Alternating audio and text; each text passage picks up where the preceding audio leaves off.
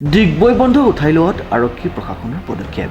ডিগবৈ সমজিলা আৰক্ষী অধীক্ষক হিমাংশু গোহাঁই, ৰাজহ চক্ৰ বিষয়া জ্ঞানজ্যোতি দত্ত, ভাৰপ্ৰাপ্ত বিষয়া প্ৰণৱ চেতিয়াই সমগ্ৰ ডিগবৈ চহৰ পৰিভ্ৰমণ কৰি দোকানসমূহ খুলি দিয়াৰ ব্যৱস্থা গ্ৰহণ কৰে। প্ৰশাসনৰ অধ্যক্ষতাত এক আলোচনা হৈ যায় আৰু বজাৰ সমিতিৰ উপস্থিতিত আৰু আমি যিমান ইয়াত আমাৰ আছাৰ সকলো ছাত্ৰ সংগঠনৰ উপস্থিতিত আৰু ডিগবৈবাসী ৰাইজৰ সহযোগত এক যোগাত্মক এটা আলোচনা হয় আৰু আলোচনাত মূল যিবিলাক আমাৰ দাবী আছিলে যে যোৱা 12 তাৰিখে যি হত্যাকাণ্ড হৈ গৈছিল ইতিমধ্যে 5জন লোকক কৰায়ত্ব কৰিছে আৰু তেখেতসকলক এটা দৃষ্টান্তমূলক শাস্তি দিবলৈ আমি প্ৰশাসনক আমি দাবী জনাইছিলোঁ আৰু যিসকল ব্যক্তি বৰ্তমানলৈকে কৰায়ত্ব কৰা নাই তেখেতসকলকো অতি শীঘ্ৰে কৰায়ত্ব কৰিবলৈ আমাৰ এই দাবী বাহাল থাকিব। আৰু দ্বিতীয়তে কথা হ'ল যে মৃত বুধেশ্বৰ গণৰ হত্যাকাণ্ডত যিবিলাক আমাৰ লোকসকল জড়িত আছিলে তেখেতসকলক কৰায়ত্ব কৰাই নহয়, তেখেতসকলৰ পৰিয়ালক ক্ষতিপূৰণ দিয়াৰ উপৰিও যোনখন বজাৰত তেখেতক হত্যাকাণ্ড কৰা হ'ল, হত্যা কৰি দিয়া হ'ল, সেই বজাৰখনত যোনটো মাছ যিবিলাক দোকান আছিলে সেই দোকানবিলাক যেতিয়ালৈকে মৃত বুধেশ্বৰ গণৰ ন্যায় নোপোৱালৈকে সেই দোকানবিলাক বন্ধ থাকিব, যিবিলাক মাছৰ দোকান য'ত হত্যাকাণ্ড হৈছিলে। আৰু বাকী যিবিলাক দোকান আছে আমি বৰ্তমান সেই দোকানবিলাক আমি জনসাধাৰণৰ স্বাৰ্থৰ খাতিৰত, জনসাধাৰণৰ অসুবিধা নোহোৱাৰ খাতিৰত আমি খুলিবলৈ আমি তেখেতসকলক আমি আমাৰ সংগঠনৰ মজিয়াৰ পৰা অনুমতি আমি প্ৰদান কৰিছোঁ।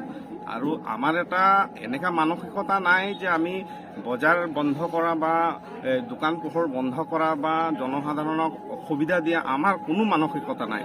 আমাৰ কথা আছিলে যে মৃত যিসকল বুধেশ্বৰ গণৰ হত্যাকাণ্ডত জড়িত থকা ব্যক্তিসকলৰ দৃষ্টান্তমূলক শাস্তি আৰু তেখেতক ক্ষতিপূৰণৰ কথা আৰু তেখেতৰ মৰ্যাদা আৰু তেখেতৰ যাতে নাম ফলক ইয়াত বজাৰত আঁৰি দিয়াকে এটা আমাৰ সিদ্ধান্ত আছিলে। গতিকে এই সিদ্ধান্ত বজাৰ সমিতিয়ে মানি লৈছে আৰু আমাৰ সংগঠনৰ যি সিদ্ধান্তবিলাক আছিলে সকলো সসন্মানে মানি লোৱাৰ কাৰণে আমি আজি এই বন্ধ আমি উইথড্ৰ কৰিছোঁ। এইখিনি কথা মই সংবাদ মাধ্যমৰ যোগেদি আপোনালোকক উল্লেখযোগ্য যে ডিগবৈ মাছ বজাৰত গত 12 ফেব্ৰুৱাৰীত হোৱা হত্যাকাণ্ডৰ পাছত চহৰখনত হৈ থকা বন্ধ উঠাই লোৱা হৈছে। হয়, সদৌ অসম আদিবাসী ছাত্ৰ সন্থা তিনিচুকীয়া জিলা সমিতিৰ তৰফৰ পৰা মই শ্ৰী জাৰ্নেল মিঞ্চ সম্পাদক জিলা সমিতিৰ স্পষ্টীকৰণ মই দিব খুজিছোঁ। যিহেতু ডিগবৈ চহৰৰ মাজমজিয়াত অনাকাংক্ষিতভাৱে যি মানৱ হত্যাকাণ্ড সংঘটিত হ'ল, এই হত্যাকাণ্ডৰ লগত জড়িত সকলো ব্যক্তিক প্ৰশাসনে এৰেষ্ট কৰিম বুলি আশ্বস্ত প্ৰদান কৰিছে। লগতে এই হত্যাকাণ্ডৰ লগত জড়িত হোৱা ব্যক্তিৰ লগতে আমাৰ আদিবাসী ছাত্ৰ সন্থা আৰু আৰ্টছাৰ যি দাবীসমূহ আছিল সেই দাবীসমূহ স্থানীয় প্ৰশাসন, বজাৰ সমিতি দায়িত্বভাৰ লৈছে আৰু আমি আমাৰ ফালৰ পৰা যি দাবীসমূহ কৰা হৈছিল এই দাবীসমূহ আনুষ্ঠানিকভাৱে পূৰ হৈছে।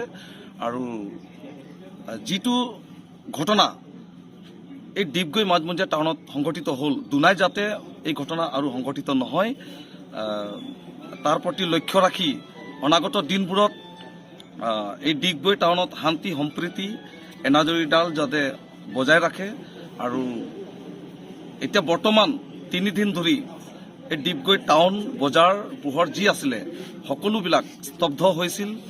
আজিৰ পৰা নিয়মীয়াভাৱে সকলো বজাৰ পোহৰ সকলো দোকানীসকলে যাতে খুলিব পাৰে তাত আমাৰ আদিবাসী ছাত্ৰ সন্থা তিনিচুকীয়া জিলা সমিতি আৰু চাহ জনগোষ্ঠী ছাত্ৰ সন্থা তিনিচুকীয়া জিলা সমিতিৰ তৰফৰ পৰা কোনো আপত্তি নাই বুলি স্পষ্টীকৰণ দিয়া হ'ল। নহয়, আচলতে খুব সহমত হৈছে।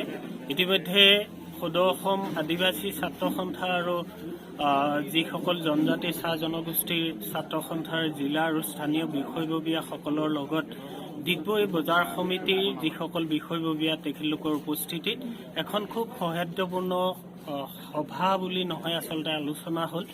উক্ত আলোচনাত দুয়োটা পক্ষই সহমত পোষণ কৰে আৰু যিজন ব্যক্তি এটা দুৰ্ভাগ্যজনক ঘটনাত এই পৃথিৱীৰ পৰা আঁতৰি গ'ল, তাৰপিছত যিটো অৰাজক পৰিস্থিতিৰ সৃষ্টি হ'ল, সেই পৰিস্থিতিৰ অৱসান ঘটাবৰ বাবে দুয়োটা পক্ষই সহমত পোষণ কৰে আৰু ইয়াৰ পিছত অহা কালিৰ পৰা ডিগবৈত গতানুগতিক পৰিৱেশৰ মাজেৰে যাতে সকলো ৰাইজে আৰু ব্যৱসায়ীসকলে তেখেতলোকৰ ব্যৱসায় প্ৰতিষ্ঠানবোৰ চলাব পাৰে, তাৰ বাবে দুয়োটা পক্ষই সহমত পোষণ কৰে।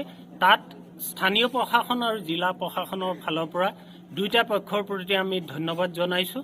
আশা ৰাখিছোঁ অনাগত দিনত ডিগবৈ এই অঞ্চলটোত যাতে এনেকুৱা ঘটনা পুনৰাবৃত্তি নহয়। মাৰ্ঘেৰিটা মহকুমা প্ৰশাসন, আশা, আচ্ছা আৰু ব্যৱসায়ীসকলৰ সৈতে হোৱা আলোচনাত এই সিদ্ধান্ত গ্ৰহণ কৰা হয়। কংকনজ্যোতি শৰ্মাৰ ৰিপৰ্ট, নিউজ নাও।